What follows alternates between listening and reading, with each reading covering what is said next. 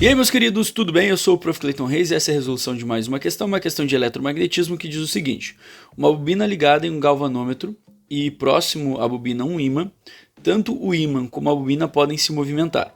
Temos ali, né, a imagem dos dois e continua. É correto afirmar que não haverá indicação de corrente elétrica no galvanômetro quando... E aí a gente tem que determinar essa situação. Bom, do que a questão está falando, né? Ela está falando sobre uma parte do eletromagnetismo que a gente chama nos livros de terceiro fenômeno do eletromagnetismo. E esse terceiro fenômeno basicamente fala sobre a variação do fluxo magnético em uma bobina. O que ele diz? Ele diz que toda vez que tu variar o fluxo magnético em um circuito fechado, tu vai induzir nesse circuito uma DDP e uma corrente. Então, basicamente, do que fala, né? Esse fenômeno, inclusive, ele é chamado de Lei de Faraday. Lei de Faraday-Lenz. Na verdade, o que a gente vai falar aqui é mais a parte da contribuição do Faraday, que é essa questão da indução da corrente. Então, resumindo o fenômeno, ele diz o seguinte, que toda vez que tu tiver a variar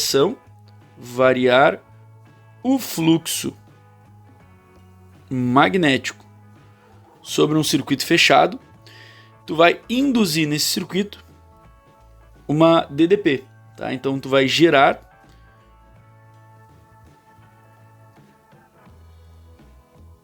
uma DDP. Essa DDP a gente chama de força eletromotriz, né? Mas é uma voltagem, uma DDP e uma corrente elétrica. Se o circuito for fechado, tu vai induzir nesse circuito também uma corrente elétrica. No caso, o que é um circuito fechado? É que não tem ponta solta, né? Basicamente o que o nome está dizendo. Que é o que a gente tem. A gente tem aqui o fio ligado no galvanômetro, ele vai dar toda a volta dele e depois ele é ligado de novo no galvanômetro. Então é um circuito fechado. Mas para isso eu preciso variar o fluxo. O que seria variar o fluxo? Vamos lembrar que a variação do fluxo ela pode ser calculada assim, ó. Isso aqui é o fluxo magnético. E a variação do fluxo magnético então vai ser o seguinte, ó, vai ser a variação ou do campo magnético ou da área da espira, né, da bobina ali que a gente tem, ou do ângulo, né, no caso o cosseno entre esses dois aqui, beleza? No caso ali, o campo a gente tem gerado pelo ímã. Vamos lembrar que o ímã ele tem um campo magnético que sai do norte e entra no sul, lembra disso? Então a gente tem esse campo aqui que faz basicamente esse desenhozinho aqui. Então o nosso campo ele sai do norte e entra no sul. Então o campo magnético ele está sendo representado pelo ímã. Essa área que a gente tem ali seria a área da bobina, né? Imagina que essa área aqui seria essa área circular aqui, ó, dessas voltinhas que a gente tem. Então isso aqui, ó, seria uma representação da nossa área. Para eu ter a variação do fluxo, eu preciso variar o campo nessa área, variar a área nesse campo, né? Fazendo um movimento ali relativo entre eles.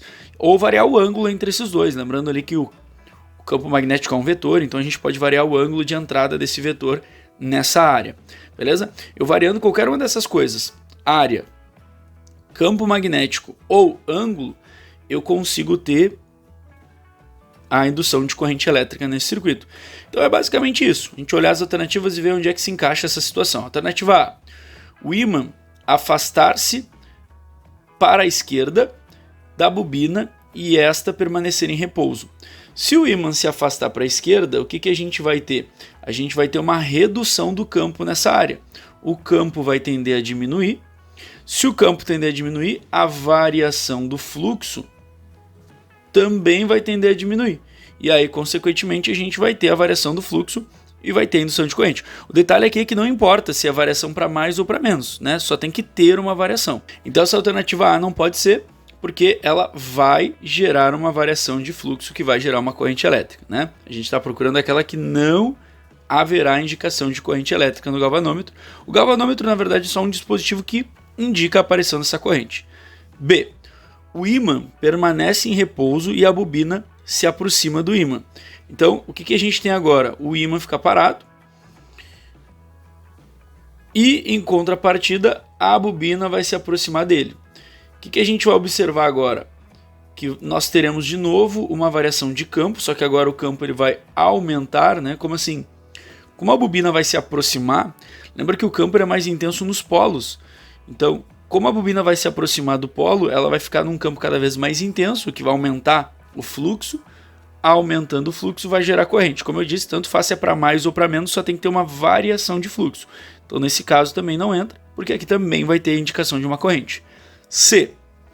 O ímã deslocar-se para a esquerda e a bobina para a direita. Então, agora o que a gente tem? O ímã vai ir para a esquerda e a bobina para a direita. Nessa situação, a gente vai ter uma variação de fluxo também. Por quê? Porque se a gente olhar, quando o ímã vai para a esquerda e a bobina para a direita, nós temos uma diminuição do campo nessa bobina, né? Já que ela está se afastando do polo. Se está diminuindo o campo, vai diminuir o fluxo e vai gerar uma corrente elétrica. Então aqui também vai ter. D. O ímã deslocar-se para cima e a bobina para baixo.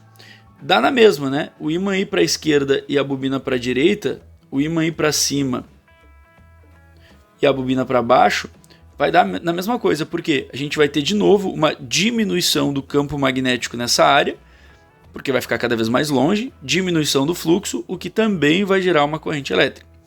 E por último nós temos a E, que provavelmente é a resposta certa, porque é o que sobrou, mas vamos ver por quê. Ó. O ímã e a bobina deslocarem-se para a direita com velocidades iguais e constantes. Olha só, os dois deslocando-se para a direita. Então os dois vão ir para lá, só que eles vão ir para lá com a mesma velocidade. O que isso vai indicar? Vai indicar que relativamente eles vão estar em repouso um para o outro. Porque se eles estão indo para a direita com a mesma velocidade, eles não têm um afastamento ou uma aproximação. Isso vai fazer com que o ímã fique sempre na mesma distância em relação às espiras, as voltinhas ali da bobina. E aí o que vai acontecer? O nosso campo magnético naquela área, ele vai ser constante. Isso vai gerar o quê? Um fluxo ali dentro constante. E aí não temos a variação. Não tendo variação, não tem corrente. Porque se essas duas coisas forem constantes, né, principalmente se o fluxo for constante, aí nós não temos a indicação de corrente nem de DDP. Beleza? Então a resposta certa para essa questão, alternativa E. Espero que vocês tenham entendido, espero que vocês tenham gostado. Muito obrigado por assistirem até aqui. Fiquem ligados aí nas próximas resoluções. Era isso. Bons estudos para vocês e tchau, tchau.